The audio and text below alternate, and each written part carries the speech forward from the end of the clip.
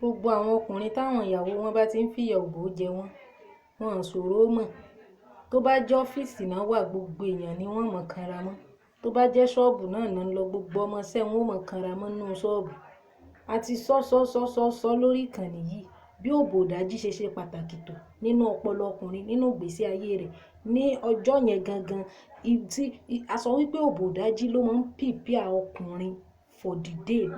Ni ó jẹ́ kí ara ẹ̀ ó ready fún iṣẹ́ ọjọ́ yẹn.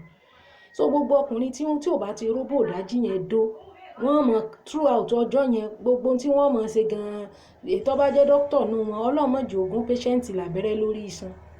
Ọlọ́run má jẹ́ ó da abẹ́rẹ́ lé patient lórí ikùn. Ọlọ́run gbọ́. Oríṣiríṣi àwọn ọkùnrin tí wọ́n ń kanra kiri, tí wọ́n ń kanra bí ajé eléku, àìróbòdó ní ìdájí ni. A ti sọ pé ní àárọ̀ ní nǹkan bí aago 4 sí 6, ìgbà yẹn ni àwọn ọkùnrin máa ń undergo rapid eye movement, REM. Ìgbà yẹn ni wọ́n máa ń wà ní third realm of sleep, tí wọ́n máa ń wà conscious of erection. Nǹkan tó ń ṣẹlẹ̀ lára wọn gbà yẹn. Ìgbà yẹn ni gbogbo àwọn androgen, àwọn testosterone, àwọn immunoglobulin A, gbogbo àwọn oxytocin, dopamine, endorphin, gbogbo àwọn sex hormone yẹn. Ìgbà yẹn ni àwọn hormone yẹn máa ń wà the peak of secretion. Ìgbà yẹn lọkùnrin máa ń secrete àwọn hormones tí o lè fi memory rẹ̀ sí ọpọlọ rẹ̀ for that day. Tó yẹ pé even tó bá wà níbi iṣẹ́ gan, ìrònú pé kó ń ṣáà parí, kó tètè lọlé, kó tètè tún padà wá bẹ́ẹ̀ ńlé ló máa rò lọ́kàn. A concentrate, a fọkàn balẹ̀, ṣiṣẹ́ ara ẹ̀ á balẹ̀, inú ẹ̀ á dùn, ara ẹ̀ á wálẹ̀. Kò lè wà moody níbi iṣẹ́, kò lè wà moody lọ́fíìsì.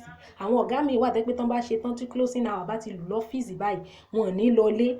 Ọ̀gá ò bá dẹ̀ lọlé, àwọn subordinate náà ò ní lọlé. A máa wò pé kí ló tún dé báyìí nísìnyí, ṣáwàlá ní kọ́gá ìlọrin ìfẹ́ ni tí ó máa fi yòòbò jẹ́ ni, tí ò ní jẹ́ ká wò orílé tètè lọ. Ńgbà tó ṣe wípé bí ó bá parí ibi iṣẹ́ báyìí, bí kí ibi iṣẹ́ tún ṣẹ̀ṣẹ̀ bẹ̀rẹ̀, nítorí ó mọ̀ pé tóun bá ti lọ inú ilé, ìbànújẹ́ lòun rè ń bá ń bẹ̀. So yá báhùn, gbogbo wa láti sọ pé àwọn timetable ọ̀sán Sunday, ọ̀sán Tuesday, ọ̀sán Friday tẹ́yìn gbé ìbálòpọ̀ sí wọn. Èmi ò ní ẹ mọ́ dòra yín lọ́sàn-án, ṣùgbọ́n kò pàtàkì tó tààrọ̀. Àwọn tán bá ń rí dó láàárọ̀ tán ń fara ìbàlẹ̀ fún wọn ní ìdájí yẹn, àwọn yẹn lọ́kàn wọn ò mọ̀ wà pẹ̀lú. Wọ́n kàn mọ́ tró ojú mọ́ gbójú sókè nínú ilé ni, nítorí wípé ẹ̀yin lẹ̀ ń waste gbogbo àkókò tí ó yẹ tó yẹ ó wúlò fún yín. Sincerely. Obìnrin míì gan báyìí gan, wọ́n ní bó bá fẹ́ bọ́ra álẹ̀ gan báyìí gan, wọ́n ní orí orókún báyìí ni ó bọ̀ pátá dé. Ṣé mo ní bá fẹ́ pọ́ pátá tó bọ́ pátá dórí orókún, ṣé mo pé orókún tó ti bọ́ sí yẹn ó ti dúró bí barrier kó má bàa rẹ ẹsẹ̀ rẹ̀ stretch.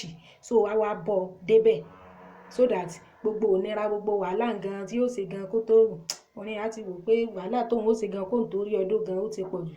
Àwọn tí wọn ò sì ní lára tí wọn ó bọ̀ gbogbo ẹ̀tàn, bó ni ó ṣe ní lọ rí ìbọn. And then sọ pé this thing is not, you see, there is no mystery anywhere, there is only ignorance.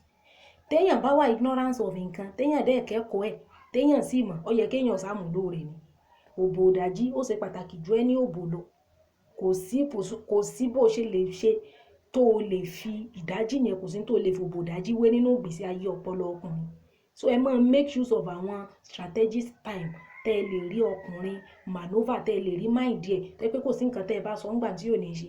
Ẹ wà ló ń ra mọ́tò fún sáìṣìkì, ń ṣe kinní kan fún sáìṣìkì, ń ṣe kinní kan fún sáìṣìkì. A máa ṣe pọ́n sáìṣìkì náà ṣoògùn ni. Àwọn náà ṣoògùn, ṣe ni wọ́n ti máa pàdé àlùdé.